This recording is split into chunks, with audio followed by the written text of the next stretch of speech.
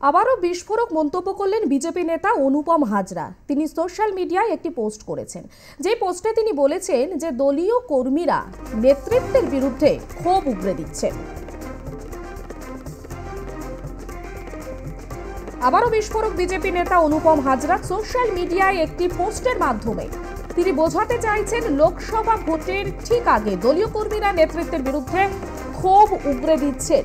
এই প্রশ্ন তুললেন বিজেপি নেতা অনুপম হাজরা।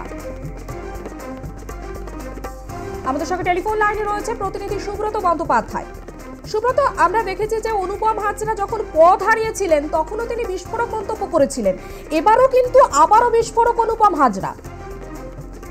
দেখো, একেবারেই কিন্তু একটি পোস্ট সোশ্যাল মিডিয়ায় দেখা যাচ্ছে, সেখানে কিন্তু বোলপুর সাংগঠনিক যুব মোর্চার একজন সহসভাপতি প্রীতম ভৌমিক, তিনি কিন্তু যে সাংগঠনিক জেলা রয়েছে বোলপুরের, সেই সন্ন্যাসী চরণ মণ্ডল যিনি বোলপুরের জেলা সভাপতি রয়েছেন, তার প্রতি অনীহা দেখিয়ে কিন্তু দল ছাড়ার একটা কথা লিখছেন।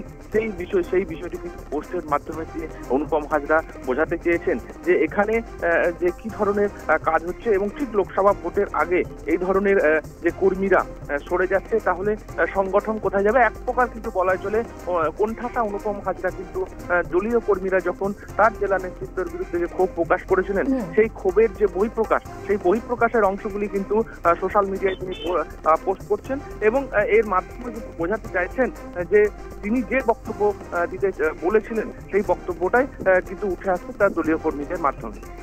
আমরা এর আগে দেখেছি যে অনুপম হাজরা তিনি বলেছিলেন যে তিনি দলের অবমাননার বিরুদ্ধে তিনি ক্ষোভ প্রকাশ করেছিলেন এবং তিনি বলেছিলেন যে তিনি একাই যে কোনো দলের হয়ে ভোটে দাঁড়াবেন। মানে দলের বিরুদ্ধে তার এই যে একটা ক্ষোভ, সেটা বারবার কেন ফিরে আসছে, কি মনে করছে রাজনৈতিক মহল? দেখো, রাজনৈতিক মহল যেটা হচ্ছে, তিনি যে কাজটি করছিলেন যে এবং তিনি কিন্তু কেন্দ্রীয় যে নেতৃত্ব রয়েছে তার বিরুদ্ধে কিন্তু তিনি কোনো ক্ষোভ নেই, ক্ষোভ কিন্তু রাজ্য নেতৃত্বের বিরুদ্ধে।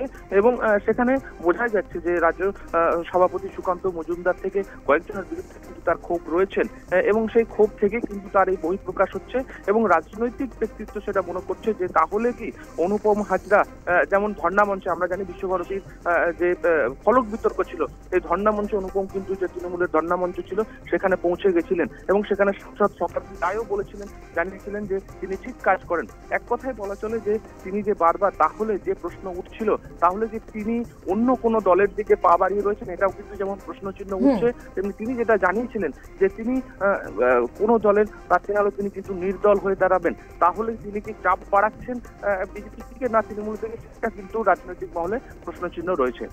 ধন্যবাদ সুব্রত।